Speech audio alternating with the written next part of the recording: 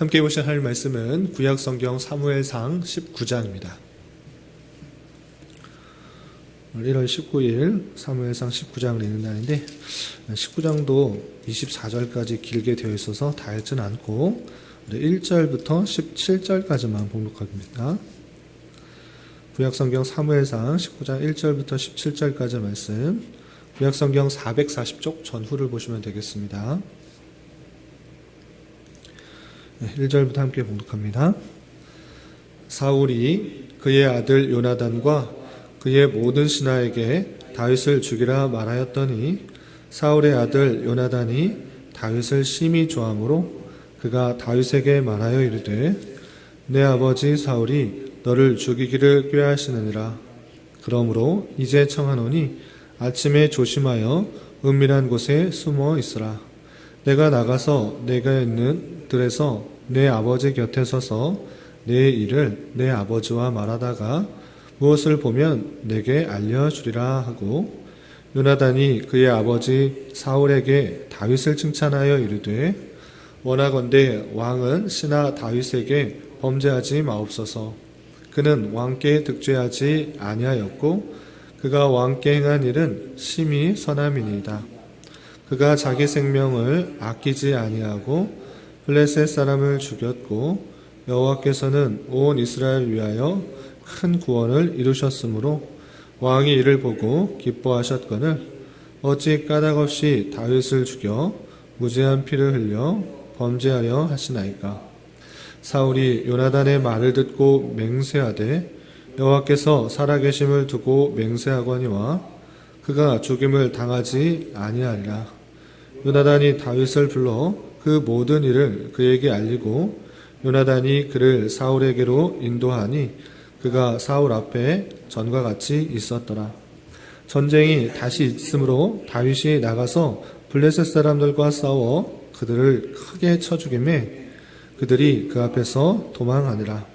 사울이 손에 단창을 가지고 그의 집에 앉았을 때에 여호와께서 부리시는 악령이 사울에게 접하였으므로 다윗이 손으로 수금을 탈 때에 사울이 단창으로 다윗을 벽에 박으려 하였으나 그는 사울의 앞을 피하고 사울의 창은 벽에 박힌지라. 다윗이 그 밤에 도피하매 사울이 전령들을 다윗의 집에 보내어 그를 지키다가 아침에 그를 죽이게 하려 한지라. 다윗의 아내 미갈이 다윗에게 말하여 이르되 당신이 이 밤에 당신의 생명을 구하지 아니하면 내일에는 죽임을 당하리라 하고 미갈이 다윗을 창에서 달아내리매 그가 피하여 도망하니라. 미갈이 우상을 가져다가 침상에 누이고 염소털로 엮은 것을 그 머리에 씌우고 의복으로 그것을 덮었더니 사울이 전령들을 보내어 다윗을 잡으려 하매 미갈이 이르되 그가 병들었느니라. 사울이 또 전령들을 보내어 다윗을 보라 하매 이르되 그를 침상째 내게로 들고 오라. 내가 그를 죽이리라. 전령들이 들어가 본즉 침상에는 우상이 있고 염소털로 엮은 것이 그 머리에 있었더라. 사울이 미갈에게 이르되 너는 어찌하여 이처럼 나를 속여 네 대적을 놓아 피하게 하였느냐. 미갈이 사울에게 대답하되 그가 내게 이르기를 나를 놓아가게 하라. 어찌하여 나로 너를 죽이게 하겠느냐 하더이다 하니라. 아멘. 예, 감사합니다. 오늘 말씀 읽은 본문은 사무엘상 19장입니다.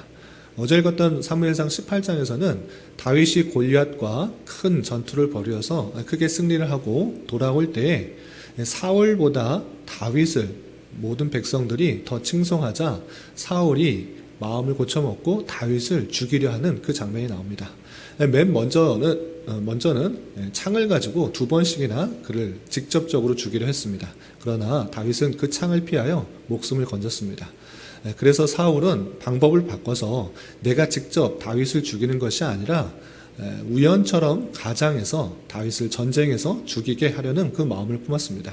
그래서 첫째 딸을 아내로 주겠다라는 명분을 붙여서 블레셋과 전투하겠는데 그 전쟁에서 큰 승리를 거두게 되고 또 다시 미갈이라는 딸을 다시 미갈이 다윗을 사랑하는 것을 보고 미갈을 주겠다라는 명분을 주면서 다시 한번 블레셋과의 전투에서 포피 100개를 가져와 달라 이렇게 명분을 붙여서 전쟁에 참여하게 됩니다.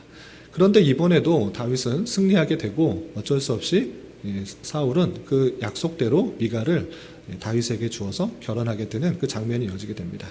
이렇게 계속적으로 남의 손을 빌려서 다윗을 죽이려 하는 그 모습들이 실패하자 사울은 이제 안 되겠다. 내가 직접 그를 죽이려고 하는 그 모습들이 19장에 이어지게 됩니다. 그러면 사울이 다윗을 어떻게 죽이려고 했는지 그리고 그 가운데서 다윗은 어떻게 피할 수 있었는지 그 내용을 좀 살펴보도록 하겠습니다. 우선 19장 1절에서 보면 사울이 마음을 고쳐먹고 어떻게 직접적으로 다윗을 해하려고 하는지 이렇게 표현되어 있습니다. 19장 1절에서 보면 사울이 그의 아들 요나단과 그의 모든 신하에게 다윗을 죽이라 말하였더니 이랬습니다. 신하와 모든 요나단과 모든 신하에게 내가 직접 죽이겠다, 다윗을 죽이겠다라고 이제 마음을 굳힌 것입니다. 우연을 가장하면서 전쟁에서 죽게 하려고 하는데 두 번씩이나 실패하자 이제 직접 죽이려는 그 마음들을 품었던 것입니다. 그러나 요나단은 다윗을 무척이나 사랑했던 것입니다. 그 마음과 그 성품과 그 기계를 보고 아주 언약도 맺고 사랑했기 때문에 그가 아버지 손에 죽는 것을 참아 볼 수가 없었습니다. 그래서 다윗에게 먼저 가서 이렇게 말을 합니다. 다윗, 아버지가 너를 죽이려고 하니 너는 여기 숨어 있어라. 내가 아버지에게 잘 말해서 어떻게 될지 알아보고 너에게 이르겠다라고 말을 합니다. 그리고 다윗을 숨겨놓은 이후에 이 요나단은 사울에게 가서 말합니다. 아니 아버지 사울이요, 다윗이 아버지에게 죄를 범한 것이 아무것도 없는데 왜 아버지께서는 다윗을 죽이려고 합니까? 다윗은 많은 전쟁에서 이 나라를 지켰고 이 나라를 굳건하게 했습니다. 아버지여 마음을 고쳐주십시오 라고 부탁을 하게 됩니다. 사울은 그 이야기를 듣고 자기 생각이 잘못됐다라고 생각해서 마음을 고쳐먹습니다. 내가 죽이지 않겠다라고, 다윗을 죽이지 않겠다라고 요나단에게 약속하고 다윗을 다시 불러들이게 됩니다. 그러나 그 마음이 오래지 않습니다. 또다시 가까이 두었으나 그 가까이 두었던 다윗이 또 전쟁에 나와서 큰 승리를 거두자, 블레셋과의 전투에서 큰 승리를 거두자 이 사울은 계속적으로 근심이 있는 것입니다. 내 자리가 빼앗기면 어떨까? 내 왕의 자리가 이 다윗에 의해서 빼앗기면 어떨까라는 그런 근심과 걱정과 헛된 망상에 갇혀서 또 다윗을 해하려고 하게 되는 모습을 보입니다. 이번에는 전쟁에서 돌아온 그 자리에서 다윗은 사울을 위해서 연주하고 있는데 이 사울에게 하나님이 부리시는 악한 영이 들어가서 그 연주하는 그 다윗을 자기가 갖고 있던 단창으로 던져서 죽이려고 합니다. 던졌던 단창은 벽에 꽂히고 다윗은 가까스로 몸을 피해서 집으로 돌아가게 됩니다. 그리고 그 피한 다윗을 그냥 놔둔 것이 아니라 계속적으로 전령을 보내서 내일 아침까지 잡아와라. 내가 그를 죽이겠다라고 전령들에게 명령을 하게 됩니다. 그 소식을 들은 다윗의 아내였던 이 미갈은 다윗에게 이렇게 말합니다. 당신은 내일까지 있으면 이 아버지 사울에게 붙들려가서 죽게 됩니다. 당신 빨리 이 밤에 도망치지 않으면 죽게 됩니다. 어서 창문을 넘어서 도망가십시오 라고 하게 됩니다. 그래서 창문을 통해서 다윗을 도망치게 도와주고 이 미갈은 그 자기 침상에 다윗의 형체의 모습을 한 우상을 누워놓고 또 염소털로 머리를 덮고 또 다윗의 옷을 입힌 다음에 이불을 덮어두게 됩니다. 그리고 전령들이 찾아왔을 때 다윗이 병들어서 아파서 지금 당신들과 같이 갈 수 없습니다. 좀 나을 때까지 기다려 주십시오 라고 말을 하게 됩니다. 전령들은 할 수 없이 다시 사울에게 돌아갑니다. 그러나 사울은 그 악한 마음을 고치지 않습니다. 어찌하여서 다윗이 누워있다고 병들어 있다고 그냥 가만히 있느냐, 침상채 다 들고 와라, 내가 죽이겠다라고 말을 하게 됩니다. 그래서 전령들이 다시 한번 그 다윗의 집에 가서 그 침상을 열어보니 다윗은 온데간데 없고 우성만 누워 있는 것입니다. 그 이야기를 들은 사울은 미갈에게 쫓아와서 이렇게 따집니다. 어찌 나의 원수를 네가 놓아주냐? 어떻게 내 딸이 나에게 이럴 수 있느냐? 다윗을 왜 풀어주었느냐? 라고 강하게 질책을 하게 됩니다. 그래서 미갈은 지혜를 발휘해서 다윗이 나를 놓아주지 않으면 나를 해할 것이다. 내가 어찌 놓아주지 않아서 해를 당하게 하느냐? 나를 놓아주어라. 이렇게 말했다고 거짓말을 하게 됩니다. 그래서 그 위기를 넘어가게 되고 이 다윗은 그 자기 집을 떠나서 이 사무엘이 있는 라마로 가게 됩니다. 사무엘에게 가서 그 은신처에서 또 피할 수 있도록 도움을 받게 됩니다. 이 사무엘과 다윗은 그 자리에서 또 만나서 이 모든 이야기를 듣고 사울의 핍박으로부터 벗어나기 위해서 사무엘 라마 나요스로 옮겨서 살아가는 모습이 그려지게 됩니다. 그러나 그 라마 나요스에 있다는 소식도 주변 사람들로부터 듣게 된 것입니다. 이 사울은 그 이야기를 듣자 가만히 두지 않았습니다. 전령들을 보내서 그 사람 붙들어 와라. 그 다윗 붙들어 와라.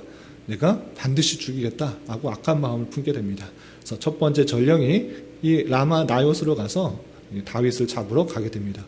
그런데 그것을 가만히 하나님께서 두신 것이 아니라 그 가는 길에 그 사무엘과 또 선지자들을 보면서 보냈던 전령들이 예언을 하게 되었다라고 했습니다. 그리고 그 예언을 해서 그 잡아오지 못하게 되었습니다. 이 소식을 들은 이 사울은 두 번째 전령을 보냅니다. 전령을 보내서 그를 붙들어 올 수 있도록 그렇게 보내게 됩니다. 그러나 두 번째 전령도 그 가는 길에 하나님의 영에 충만되어서 예언을 하는 그 모습이 나타나게 됩니다. 첫 번째 전령도 두 번째 전령도 예언하자 세 번째 전령까지 보내게 됩니다. 세 번째 전령도 마찬가지로 그 가는 길에 하나님의 영이 임해서 예언을 하는 그런 일이 나타나게 됩니다. 이렇게 첫 번째, 두 번째, 세 번째 전령을 보내도 그 다윗을 붙들어 오지 못하자 이 사울은 안 되겠다. 다른 사람을 붙들어 오면 안 되겠다. 다른 사람을 시키면 안 되겠다. 내가 직접 가서 다윗을 붙들어서 죽이겠다라는 마음을 가지게 됩니다.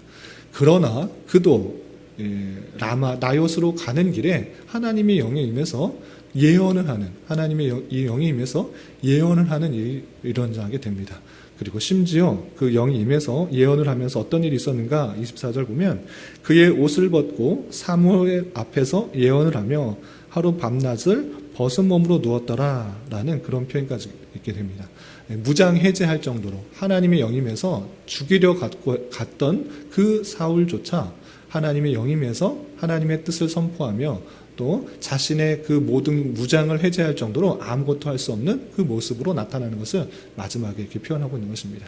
이렇게 사울조차 그를 해하지 못하고 하나님께서 그를 지켜주시는 모습으로 그 사울의 어려움을 이겨나가는 장면이 19장에 이어지게 됩니다.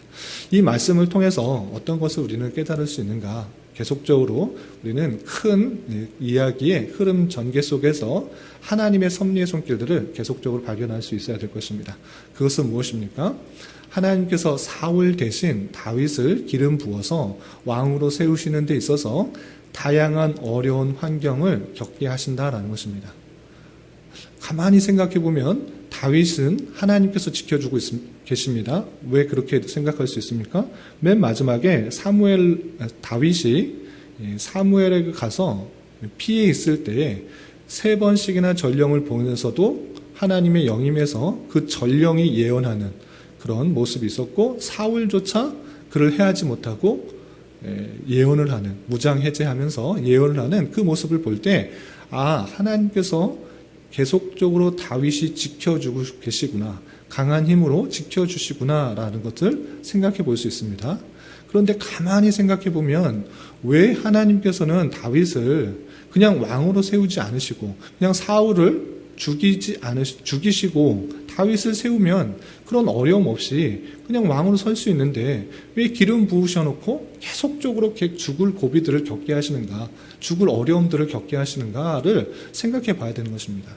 하나님께서 힘이 없으셔서 바로 왕으로 안 세우신 것이 아니라 하나님의 섭리 방편 가운데서는 하나님의 맞는 사람, 하나님의 마음에 맞는 사람으로 훈련시키기 위해서 계속적으로 여러 가지 어려움들을 겪게 하고 있다는 사실들을 우리는 그 하나님의 섭리를 생각해야 된다는 것입니다. 하나님이 물론 사울을 폐위시키시고 죽이거나 아니면 다른 방법으로 폐위시키거나 바로 다윗을 등극시킬 수도 있습니다. 그러나 그런 것이 아니라 사람의 모습들이 아무리 많은 좋은 것도 좋은 성품이나 좋은 능력들을 가지고 있어도 부패할 수가 있는 것이고 타락할 수 있는 것이기 때문에 계속적으로 훈련해 나가야지만 하나님의 마음에 조금이나 합한 사람으로 세워질 수 있다는 것들을 계속적으로 보여주고 계시는 것입니다.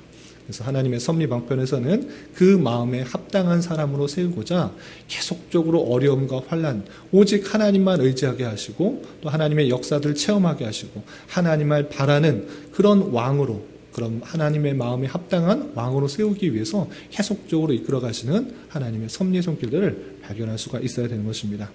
그래서 하나님을 믿으면 또 하나님께 은혜를 받으면 늘 좋은 일, 기쁜 일, 평안한 일 이런 것만 생기는 것이 아니라 성경에서 주시는 말씀은 하나님의 합당한 사람으로 만들어 나가기 위해서 다양한 형편을 겪게 하신다. 이것들을 잘 알아야 될 것입니다.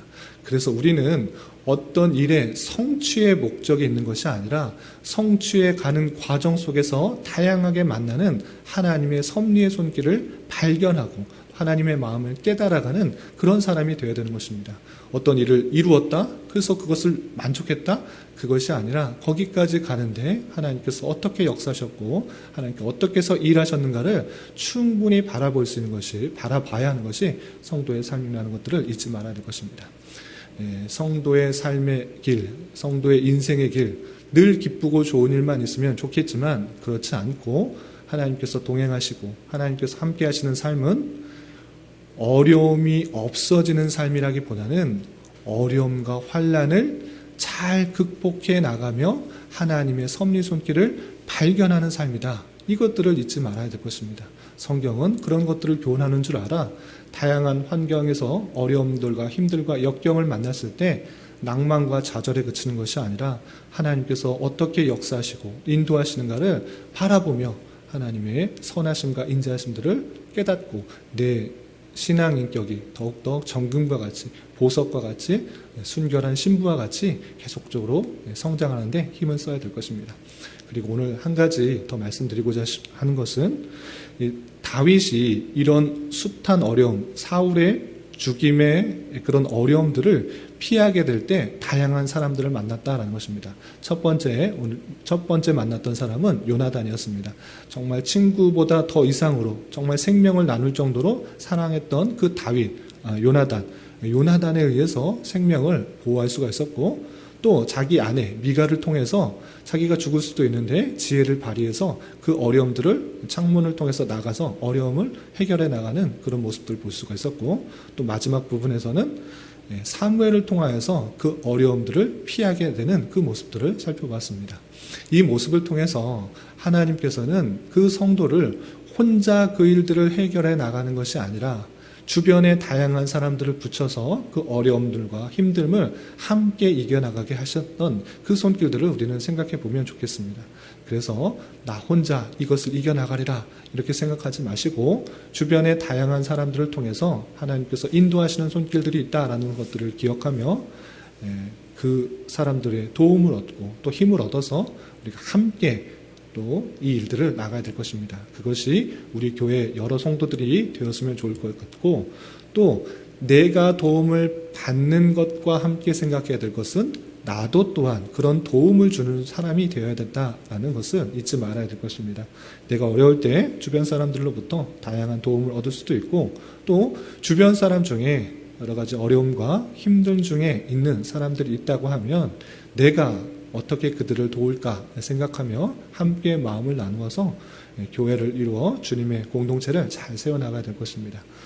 우리가 보지 못하는 것들이 있다고 하면 함께 이야기하고 또 얘기하고 또 세워주고 또 격려하고 위로하는 가운데서 우리 공동체가 더욱더 힘을 내고 서로에게 위로가 되고 힘이 되는 그런 공동체가 되었으면 좋겠습니다. 이런 은혜가 저와 여러분 우리 모두에게 있기를 진심으로 기원합니다.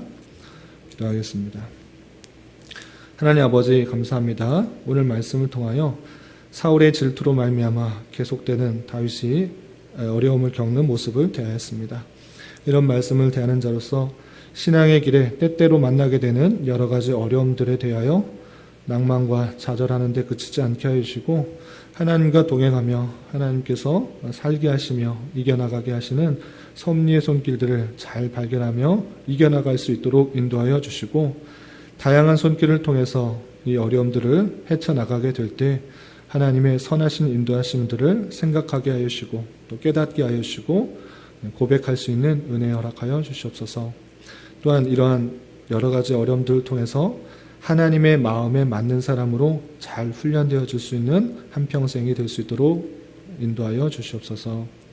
주님, 교회 내 육체 연약함으로 직장과 사업장의 문제로 가정의 여러 가지 문제로 주님께 간절히 부르치며 나가는 여러 지체들이 있습니다. 주님께서 이 모든 것을 아시오니 긍휼히 여겨주시고 위로하여 주시사 우리의 기대와 소망보다 훨씬 더 필요한 것으로 채워주시는 하나님을 깊이 경험하는 기회되게 인도하여 주시옵소서. 주님, 돌아오는 토요일에는 교회학교 일일 성경학교를 합니다. 어릴 때부터 죄의 관점을 분명하게 하여 자라나게 하여 주시고 이 죄악된 세상에서 하나님의 말씀으로 잘 이겨나가며 살아갈 수 있는 기회되게 하여 주시옵소서. 오늘 저녁에 있는 수요 성경 공부 시간에도 주님 함께 해주실 줄 믿으며 이 시간 각자 간절히 기도하는 기도 제목 주님께서 들으시고 가장 선한 것들로 응답하여 주시옵소서. 예수님의 이름으로 기도 올리옵나이다. 아멘.